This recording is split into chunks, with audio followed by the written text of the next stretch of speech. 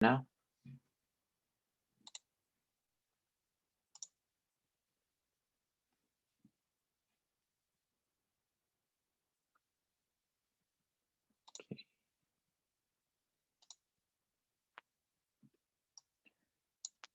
Hey guys, we're just gonna give it a minute for everyone to trickle in.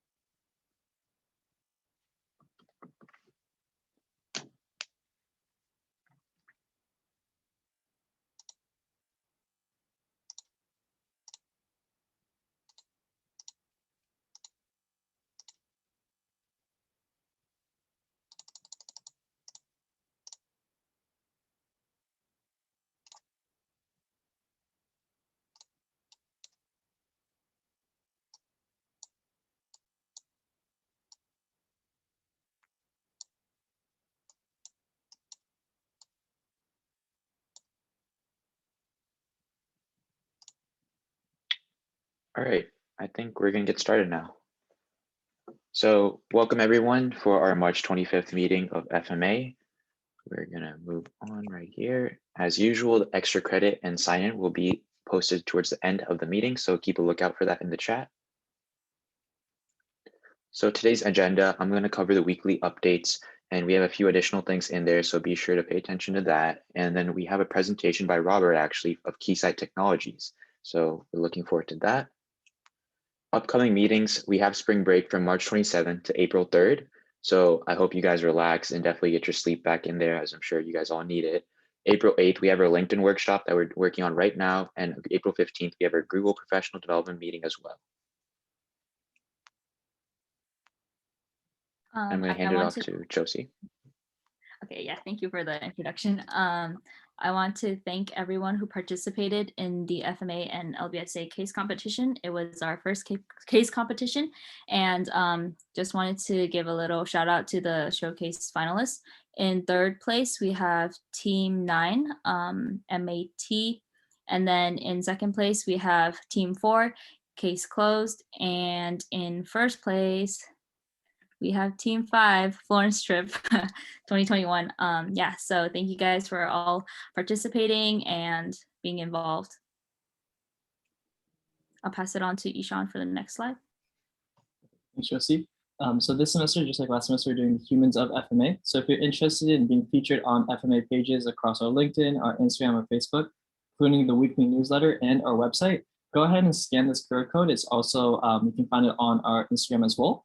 And it will take you to a form where you can complete it and be interviewed by the marketing committee to potentially be the next human of FMA to just showcase what you're all about and why you joined FMA. I'll pass it back to Rashad. Yeah, so before we move on, I think Armand actually has an announcement for you guys. Hey everyone, my name is Armand. I just wanted to remind everybody a little about the Sabona Honors Program.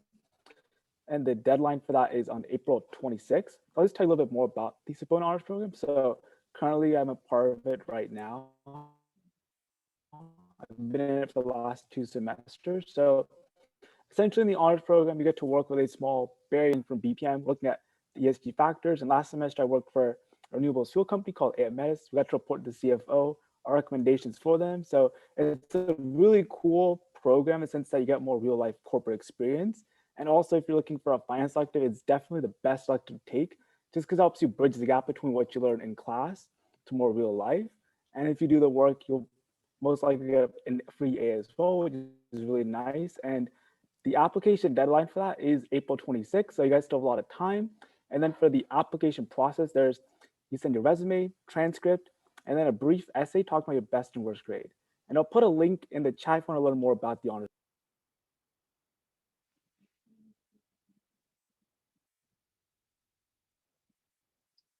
Okay, cool. I think you cut off there a bit at the end, Arma. I think you're done. So we're going to move on to the end of it. So thank you so much, guys, for paying attention to this. As usual, here are our socials, our Instagram, our Discord, our LinkedIn, and our Facebook. Be sure to be active on those as we post weekly updates and almost daily sometimes. So keep a lookout on that. And now we're going to move on to our presentation by Robert. So please welcome Robert Cantrell from Keysight Technologies. He's going to take over the show from now.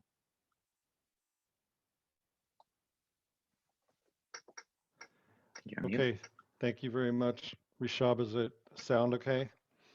Yeah, you sound great. Tested that earlier, good. I'm glad that I got the microphone in the right location. I'm going to go ahead and I'm going to share. This is not my forte, but I'll figure it out. Share. Okay, you should be seeing a PowerPoint slide that says Keysight Technologies, Financial Management Association. Good, okay. Well, thank you, Rishab and team for inviting me to join the FMA club this evening, and it's an honor to get to spend some time with, I assume this is primarily or all students, and that makes it even more fun for me. And my goals tonight are to tell you a little bit about the company that I work for, and a little bit about my background, and then hopefully a lot of it about financial careers in what I call corporate finance, working in the finance and accounting domain within a publicly traded company, which is what Keysight Technologies is. This is also especially fun for me because I'm a graduate of San Jose State. I am an alumni. I graduated a very, very long time ago. And I bet most of you were not born when I graduated. I graduated in 1986, and I graduated with a bachelor's degree in business administration. And I'll talk a little bit more about that as we move through the presentation. But thank you for having me here, and we'll spend a little season of time with me kind of being the talking head and imparting some information that I hope is useful for you. And then we will have a Q&A at the end, and then we'll see kind of where we are time-wise.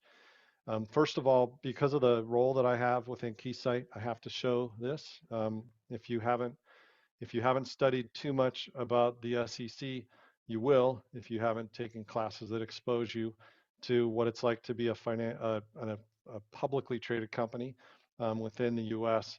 There are a lot of rules and regulations, and one of them is that any time that I speak to a group of people that are not Keysight employees and I show any financial information about the company or any strategic information, I have to show the statement. So you don't have to read it, but it's called the safe harbor statement. And you will see this really in any financial presentation. If you ever go and listen to an investment banker, or if you listen to a financial analyst that is presenting information about a company, you will see that they will always present a safe harbor statement. So you have now seen our safe harbor statement from Keysight. So as I said, I currently work for a company that's called Keysight Technologies. I live in Santa Rosa, California. It's about 2 hours north of San Jose State, and it's about 1 hour north of San Francisco, up in wine country in Sonoma County, which is right near Napa County, if you've ever heard of Napa. We're very close to Napa. But I grew up in San Jose. I'm a native of California, native of San Jose, and I grew up there in the shadow of San Jose State University. My father went to San Jose State. 2 of my sisters went there. Many family members outside of my immediate family, lots of my friends went to San Jose State. And it was a great school at the time, and it's only gotten better. And as an alumni, I'm very proud of just keeping track of all the great achievements that not only San Jose State has achieved, but the San Jose State Business School has achieved a lot of advances, and it's in a much higher standing, to be honest with you, than when I went there. But when I went to San Jose State, it had a very, very solid accounting and finance program, and my concentration was in accounting, but I had a lot of overlap with finance. I'll talk a little bit more about that as well. Keysight Technologies is a publicly traded company. We're traded on the New York Stock Exchange, and we're actually we're a very large global company, but large is a relative term. So we're not nearly as large as Apple. We're not nearly as large as some of the other giants like Google, but we are actually fairly large. We have over a $20 billion market cap, and we had about $4.2 billion in annual revenue last year, and that was really only hampered by the COVID-19 situation. But in light of COVID-19, we delivered some very good results last year. But our revenue now, we've already released our first quarter results for 2021, because we have a weird fiscal year, and the end of our first fiscal quarter is January. So we released in February, but we had very strong results in the first quarter of FY21, and we've been on quite a run. We are publicly traded as of November 1st, 2015 or 2014, which is when Keysight went public. And we went public as a spin-off of another larger company called Agilent Technologies. And I used to work for Agilent. When we spun off, I went to work for Keysight. And Agilent Technologies was a spin-off of another much larger company that doesn't exist anymore, called the Hewlett-Packard Corporation. And Hewlett-Packard, you probably know it as a printer company or as a laptop and computing company, and that is what they became. But the origins of Hewlett-Packard was actually electronic test equipment and electronic research equipment, and that's what Keysight does. So Keysight Technologies is the original Hewlett-Packard, and Hewlett-Packard has now split and divided and divested into many, many different parts, but it had an extremely successful culture. At the time when I went to business school, pretty much all of our classes talked about, there's some aspect of Hewlett-Packard that we were learning about excellence in corporate culture. And Keysight has really tried to maintain that. And I would say that Keysight is probably more like Hewlett-Packard than maybe some of the newer brands that are called Hewlett-Packard are today. We have a culture that's focused on teamwork and collaboration. We are competitive people, but we don't always compete internally with each other. We'd rather save our competitive nature for our competitors, and we work collaboratively internally in order to achieve the greatest outcome for the market. As I mentioned, we're a global company. If you look at the lower right hand of that slide, you'll see where our revenue resides. We have about 40%, 39 to be exact, in the Americas, which is primarily in the US, but also in South America and Canada and Mexico. We have 16% of our revenue in Europe, and we have a whopping 45% of our revenue that's going into Asia Pacific. And that is where the bulk of our customer base is. Our employee base is also very global. We are not like a company where everybody's in the United States and then we sell all around the world. We're a company where our employees are actually all around the world. So we have employees in 80 different countries around the world, estimate, and we conduct business in over that amount of countries around the world, either directly or through distributors and channel partners. But our product ends up pretty much in any country where they're doing any sort of research and development in electronics. You will find Keysight Technologies. We spend a very large portion of our revenue on R&D, and last year we spent over $700 million in research and development, and we are the number one electronics test equipment provider in the world in a number of product categories, including overall. And it's a great company to work for, and I'm glad that I'm working for Keysight Technologies. We have a culture that is really centered around the customer. And this is a culture that we developed that really had its development roots in Hewlett Packard, as I mentioned earlier. And it's a very rich culture. It's very based upon teamwork and sharing of information and an internal collaboration, but it's really also revolving around our customers. We put our customers first in everything that we do. We partner with our customers in many of our research and development endeavors, and we do everything that we do in order to enable the success of our customers, because we believe that if we have customers who are successful, we will be successful. And that formula has been a winning formula for Keysight.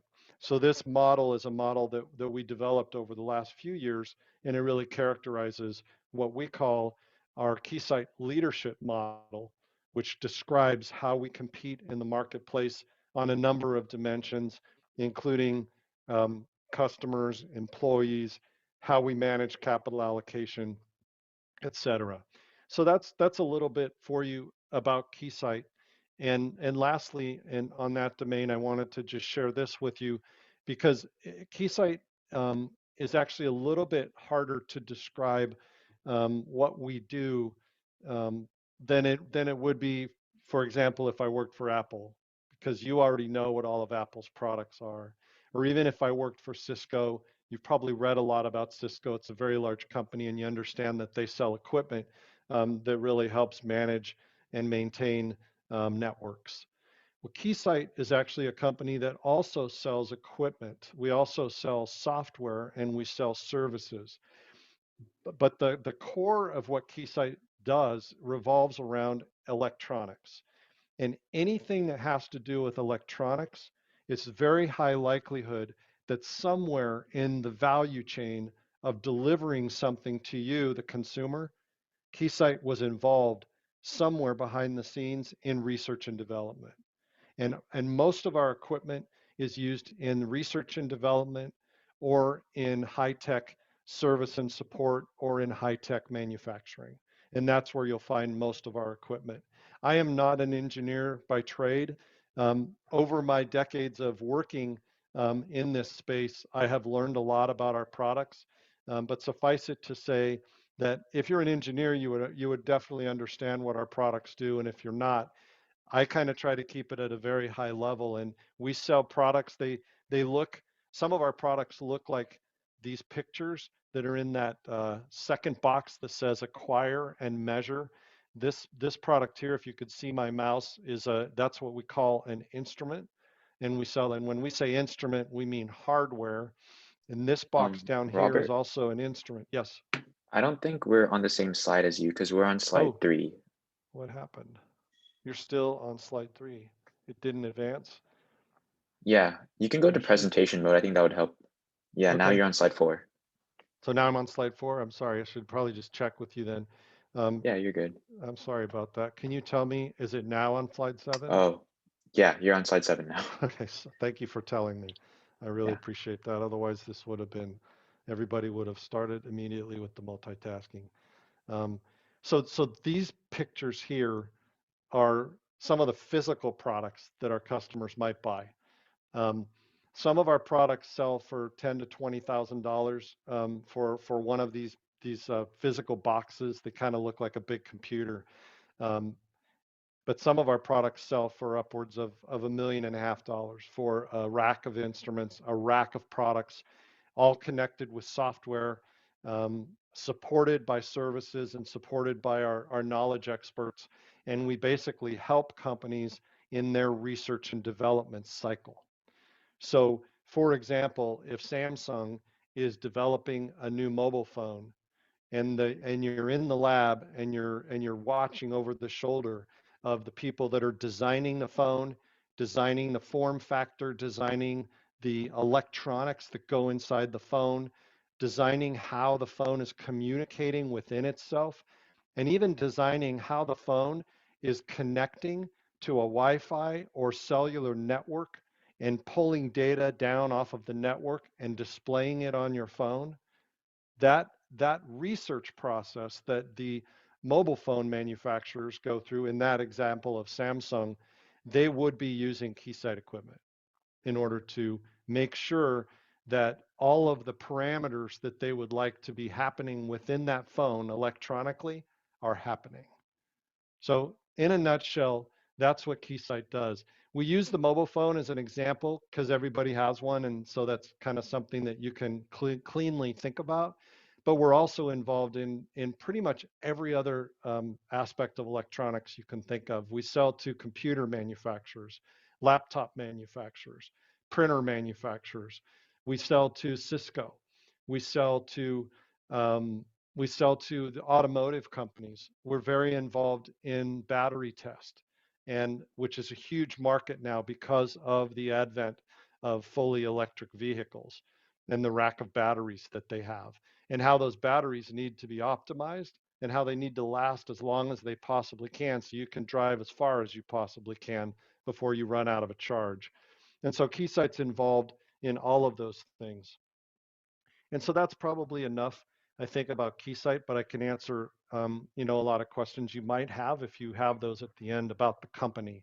Now I want to shift gears and I want to talk a little bit about myself, and then I'll quickly kind of morph into a discussion about finance careers. So Rishab, can you tell me if it advanced to slide, are we on slide 5? It's got my name Yeah, on we're it. on slide Okay. 5. If you want, you can click the presentation mode in the Yeah, bottom right. what'll that do to my Zoom though? So It should be fine. now I can't see you. Oh, But you can see the slide. yeah, That's I that's. know, at least for me, it's stuck, but Oh, I'm not sure about the rest. it's still stuck on the prior page. It's still just stuck on the normal page that's Are not you presentation mode. I am in presentation mode. Maybe I should get out of it. Maybe that didn't work. Can you see this slide? Yeah, I can see slide 5. Okay. All right. This is called Robert not good at this, but Robert doing his best to give you guys a good experience with slides. So thanks for pointing it out though when it's not working. This is just a quick overview on my background. As I mentioned before, I'm a native of California, born and raised in San Jose, went to high school there, and chose to go to San Jose State for a number of reasons. But the main reason was the quality of the business school merged together with the affordability. I didn't come from a family that had means, and I had to pay for my college on my own. And so in order to do that, I needed to either take out massive student loans, or I needed to select a school where I felt like I could pay as you go. And so I worked while I went to school, practically full time, and I kind of paid as I went. And I wouldn't do it any other way. I really loved my experience at San Jose State. I loved my professors. I loved the experience and the environment. Um, and I graduated in 1986 with a bachelor's in business admin. As I mentioned, my concentration was accounting, and I had a pretty big decision to make, whether or not I wanted to go into the CPA profession, which is where most of my classmates went, or if I wanted to buck the system and bypass the CPA route and go straight into what we call now we say corporate finance and go straight to work for a company as opposed to a CPA firm, or some other organization. And I was really mixed on that, and I wasn't exactly sure what direction to head. All my accounting professors were telling me that I needed to get my CPA and go to work for a CPA firm. One of my professors even told me if I didn't, it would be the biggest mistake of my life. Um, and these things kind of stick in your mind. It turns out, I think, from a career perspective, it wasn't the biggest mistake in my life. But having said that, I work with a lot of CPAs, and I think it's a very admirable pursuit, to pursue a certification or a license. But it wasn't something that I chose to do at the time, and that has actually worked out okay for me.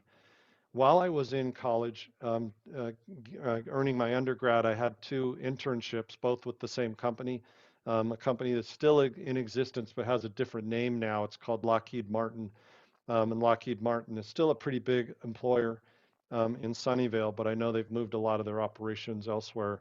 But I worked in Sunnyvale 2 summers, and I had internships in their accounting department, working in their fixed asset department, and they were very big. and they actually had a fixed asset department, and that's what I worked in. And it was about 6 or 7 of us, and I was I was kind of their flunky, and I did whatever I was asked, and learned a lot, and got some really great experience.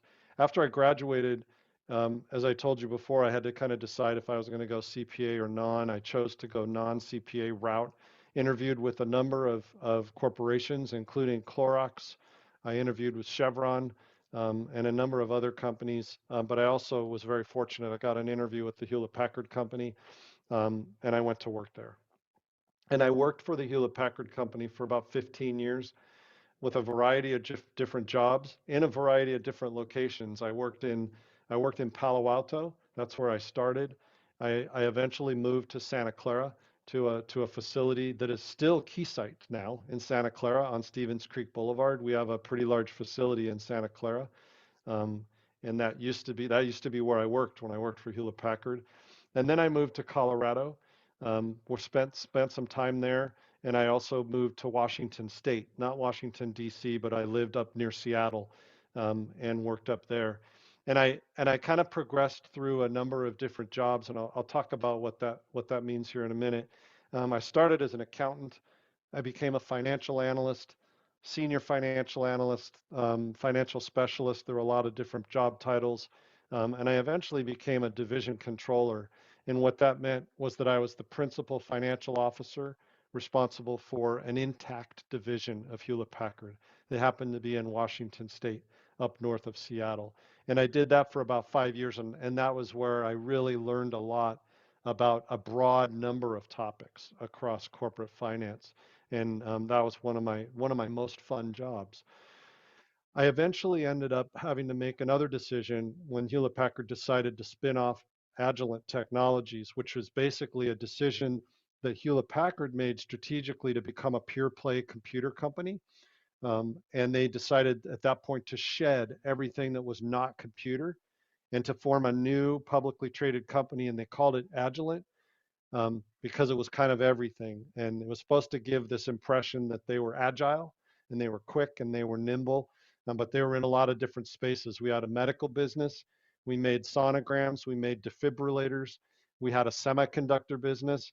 We used to actually make the integrated circuits that supported some of the first miniature cameras, the first miniature digital cameras. And then we had a life sciences business that was involved in biotech. And then we had the business that is now Keysight, which was electronics business involved in electronic test. I went there and I spent another 15 years with Agilent in a number of different jobs. So many changes took place over that 15 years that it's hard for me to even remember everything that I did. But some of the most significant jobs I had is that I was the manufacturing controller. So I was the head finance officer for all of the manufacturing operations for a portion of Agilent, which was about a $4 billion supply chain at the time, heavily anchored in Penang, Malaysia. And so I used to travel to Penang, Malaysia on a very regular basis and work with the manufacturing team there. As a matter of fact, that's where I had my largest cost accounting team. And I still work with the team, many of whom were people that I hired 15, 18 years ago, and they still work for Keysight in Malaysia. My last job at Agilent, which probably one of the most interesting jobs I had, is that I was the vice president and treasurer of the company, which meant that I handled all of our cash management, all of our relationships with bankers, investment bankers, our stock transactions, share buybacks, and a whole host of other things that are involved in being a treasurer. And I also ran the investor relations function for the company, and that's basically the function that deals with all of the financial analysts, the investment bankers, and all of the large mutual funds, and the people that basically own stock. So pension managers, mutual fund managers, all the people that owned shares of Agilent Technologies were my stakeholders. And they had lots of questions, and it was my job to get them answers to those questions. In 2014, Agilent decided to spin off again Agilent wanted to become a pure play life sciences company, and that is what Agilent is now. Agilent's headquartered in Santa Clara, California. Very similar culture to Keysight, and I know most of the people there. They're still there, and it's a great company right in the background and the backdrop of San Jose State there in Santa Clara. But I decided to go with the spinoff, which was called Keysight Technologies, which is where I work now. I went there initially as the chief audit executive, which was a job that I never thought I would have, but it was a job that they asked me to do. They wanted me to set up our very first internal audit function and manage our relationship with the audit committee of our board of directors. And so I never thought I would do that. I never thought I would want to do that, but frankly, it's a job I would never trade for anything, because that job taught me so much that I never knew about how publicly traded companies interact with their board of directors, and in particular with their audit committee, which is a very, very important relationship that a company has with its board of directors. Then I was actually asked to take on a new role and head up our business transformation and financial strategy operations. And I did that for quite a few years. And then very recently, about 6 months ago, Keysight named a new chief operating officer, which we didn't have before. We had a structure with a CEO and business leaders that reported directly to the CEO. And our CEO decided that he wanted to have somebody that was really running the bulk of our business operations and reporting to the CEO. And he named a new person to become the chief operating officer of the company. And that person asked me if I would be his vice president of finance and basically be a member of the COO staff and help with the formation of the new organization that we have now at Keysight and help with the transition to our new organization. So that's what I do right now. That's where I'm currently at. I've been with the company, Hewlett Packard, Agilent, Keysight. To me, it feels the same because I've been working with the same set of businesses, but it has a great culture, and most of the decisions I've made I wouldn't change. Definitely made decisions that I would change, but you can't look back. And so I've been very thankful for the opportunities that I've had. With regard to, can I get a thumbs up if the slide just advanced? Perfect, thank you. With regard to careers in high-tech corporate finance, I'm going to share with you what I know from working where I have worked, but I'm also very active in benchmarking and partnering with many other companies, most of which are in Silicon Valley. So they're all companies that you probably know and have heard of. But I'm in some global forums, and I'm in some discussion groups where we meet. Currently we meet on Zoom, but we used to meet face to face, and we'd have presentations and discuss finance careers and finance topics and important topics that were relevant to financial officers of mostly publicly traded companies. And what I've found is that the career structure and architecture that we have at Keysight is not very different from most of the companies that I benchmarked in the Bay Area. And so the little box that I have on the left is just a very generic description of what some of the job titles are. And I kind of tried to organize it in terms of a progression. Coming out of school with an undergrad in finance or accounting, you would probably be placed in an entry-level position as a financial analyst, maybe an accounting analyst, depending on your preference, your bent, possibly a treasury analyst or a tax consultant, maybe if you had taken some extra tax courses. But those are some of the entry-level positions. If you had a graduate degree, if you had an MBA or maybe a master's in management or a master's in finance, then you would go into very similarly titled jobs, but you would be at a higher level. That would be kind of behind the scenes, and your compensation would be higher. You'd have a different type of job, and you'd be expected to hit the ground running a lot faster. There'd be a lot less training, and you'd be given much more higher visibility project work, and you'd have a lot more exposure to probably some of the higher level management and officers within the company. So that's actually pretty typical. Um, and this is what we do at Keysight.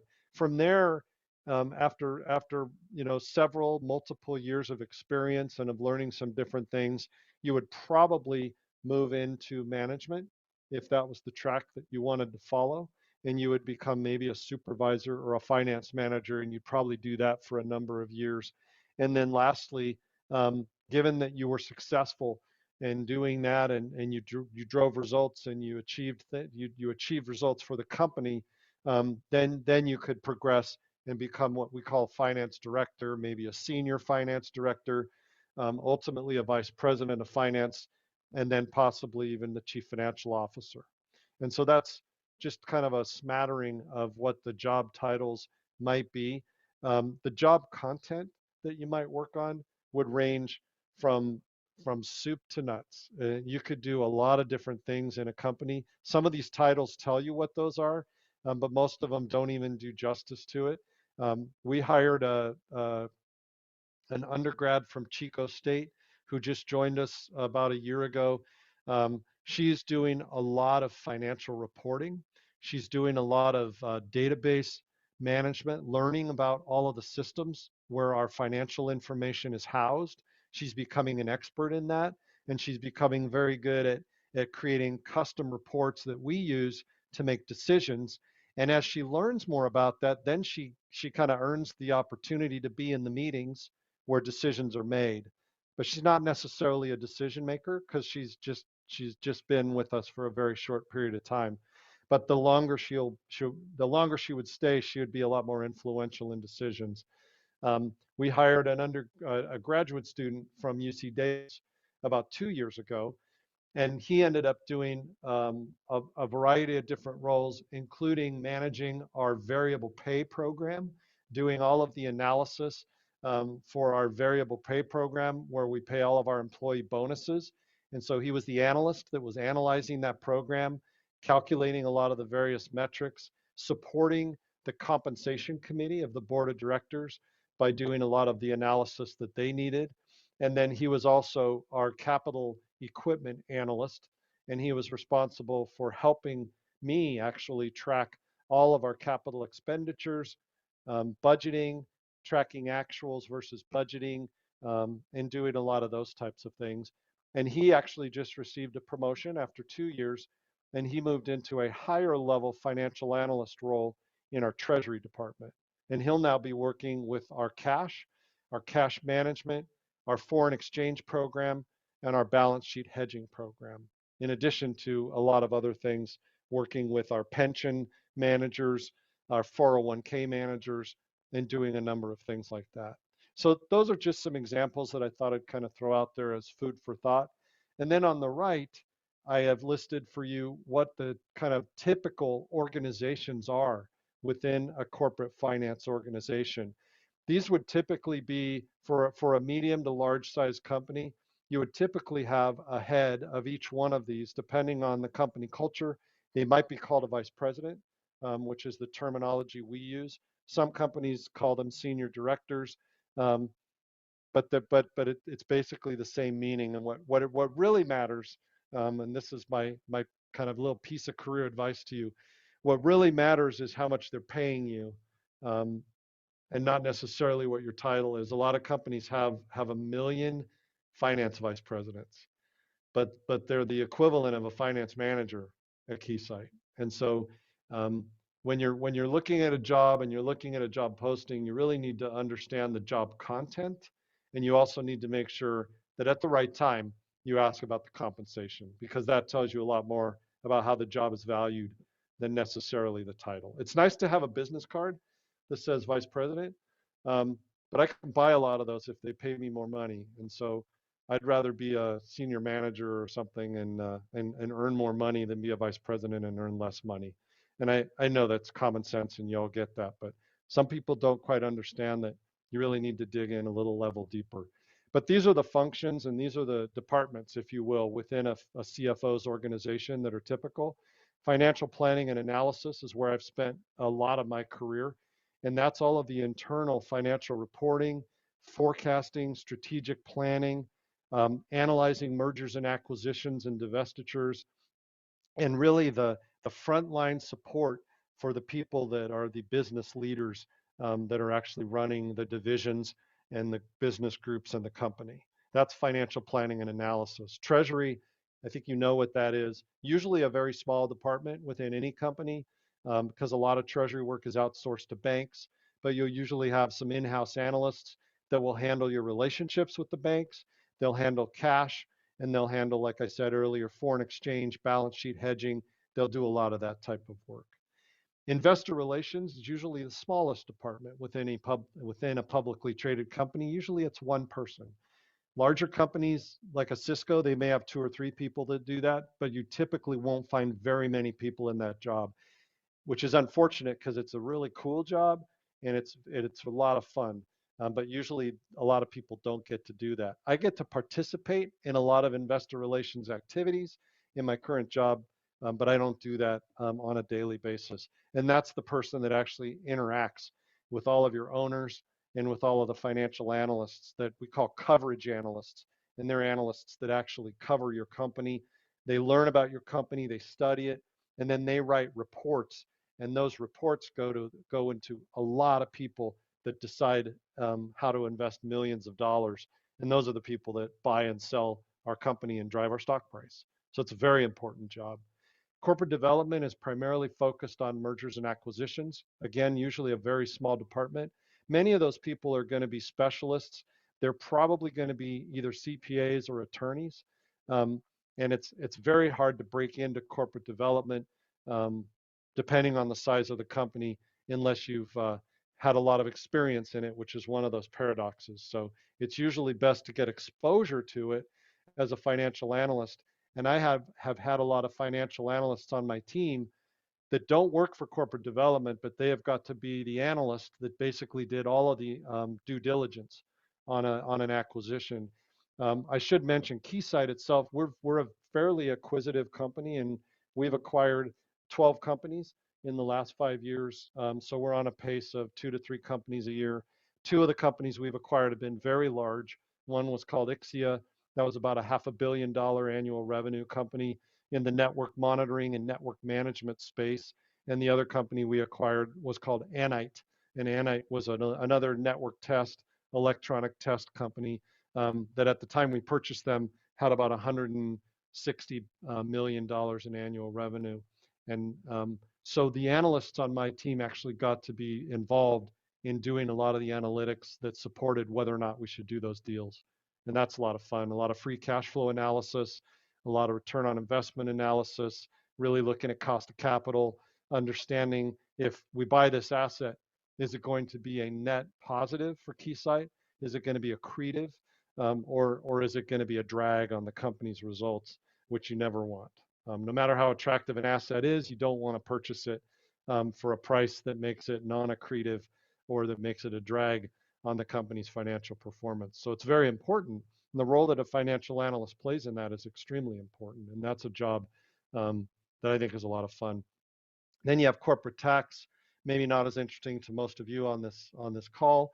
Corporate accounting may or may not be interesting to you, but that's where the bulk of jobs are in corporate finance. We use the term finance to really mean finance and accounting.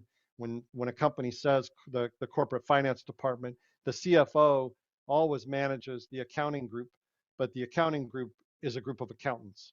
And so they're very different in terms of what they do versus what the people in financial planning and analysis do, which might be more suited to many of you who I assume are finance majors. You would probably be targeting financial planning and analysis, treasury, or investor relations. And internal audit is also, it's a place where finance and accounting people go, but it's a very small organization usually within a company, and there aren't a lot of jobs there. And they're primarily people that have either a CPA, or in some cases, people actually have what's called a CIA, which is a certified internal auditor. And usually those people have a public accounting background. So that's kind of my overview. That's what careers look like, both generically as well as within Keysight. One of the other things that, Rishab, you asked me to just comment on is, do you have any current openings? And right before this, so I didn't have any. And right before this meeting, I went to my CFO staff meeting, and I got a hall pass. I got to leave early so I could come and meet with you all. So thank you for getting me out of CFO staff. Um, but I did want to let you know that we are going to have an opening. We just had the gentleman that I just mentioned to you that got promoted and moved into our treasury department. His job is now open. We just made the decision at my boss's staff meeting that we're going to post that as what we call a college hire. So that means we would be looking for a college student that's graduating, preferably this summer, but maybe this winter. So um, if there's anything that I've said that's of interest to you about Keysight, and it's something you'd be interested in exploring, that job would be in Santa Rosa. So it's about 100 miles north of Silicon Valley. So you'd be relocating, you'd be moving to conduct that job. But if you have any interest in that, if you would maybe, if Rishab, maybe if they would just let you know if you're, and you can give them my email address. So if anybody's, Rishab has my email address, and if any of you would be interested in finding out more about that, contact Rishab and he'll give you my email address. Is that okay, Rishab? Yeah, I'll definitely do that. Perfect. Okay. A couple other quick clicks, and then we can go to Q&A. Um, you mentioned what are some of the perks of working for Keysight, and in our case, Keysight's probably not unlike other medium to large size companies that you would go to work for. One of the benefits of working for Keysight, in my opinion, is the great people, and you would quickly discover, even in interviewing with us, you'd discover our collaborative environment. And if you talked with people that have been interns for us before, or have worked for us, you would quickly find out that it's actually a reality. It's not just hype. We're a very collaborative environment. You'd show up on your first day and you'd just be surrounded with people that want to help you and want you to come up to speed as fast as possible. And the last thing on their mind is to compete with you. And believe me, there are a lot of companies that are hyper competitive. And I won't mention any other company names, but if you're a super hyper competitive person, that's awesome, and go to work for a company like that. I'm not like that. I'm a lot more collaborative, team oriented, and I have found the culture at Keysight to be a lot more of a better fit for me. Specific benefits, we're actually pretty good benefits, but I don't think we'd be better than most companies that you might be looking at. We have a 401k with a match. We have really like top-notch medical insurance that if you're an employee, doesn't really cost you hardly anything. But one of my favorite benefits is that we give 4 weeks of time off.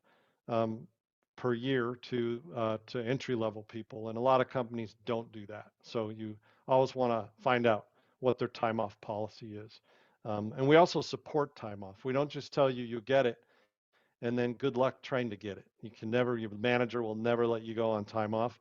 It's a company value of ours to let people take a break and to let them rest. And so I have found more times than not, I'm telling people, you need to go on a vacation because you're accumulating your time off. You need to take some time off so you can refresh. And then lastly, we do have a cash bonus program. So twice a year, we have a cash bonus program. It goes out to every employee in the company, and it's based upon company performance. And I really like that. It's not just like everybody gets a bonus. Everybody gets a bonus. The bonus is bigger if the company does better. And you know exactly what the metrics are. And if the metrics are a certain amount, you get a certain amount. And I kind of like that. There's a lot of certainty around our company bonus. So those are some of the things with regard to Keysight itself and benefits. And then lastly, my advice to all of you, and I have sprinkled some of that throughout. But my advice to you, I assume most of you are maybe juniors or seniors, but not sure, and it probably doesn't matter. But the closer you get to your graduation date, the more you want to accelerate your networking. You want to meet people. I know it's harder to do right now with COVID-19 because the networking events are very, very different. But I think groups like this that you guys are managing on behalf of the students for FMA, these are great opportunities for you. Not necessarily just to meet me and make contact with me, but maybe I know other people. Maybe I have other people that I could connect you with. You know, Keysight right now has one job opening for finance, but maybe I know other people, which I do, that are always looking for good students. And so it's really important to network. LinkedIn is a great tool to use, and I know many of you are already on it. And so reach out, connect with me. I'll accept your connection, and that might connect you with other people. But always take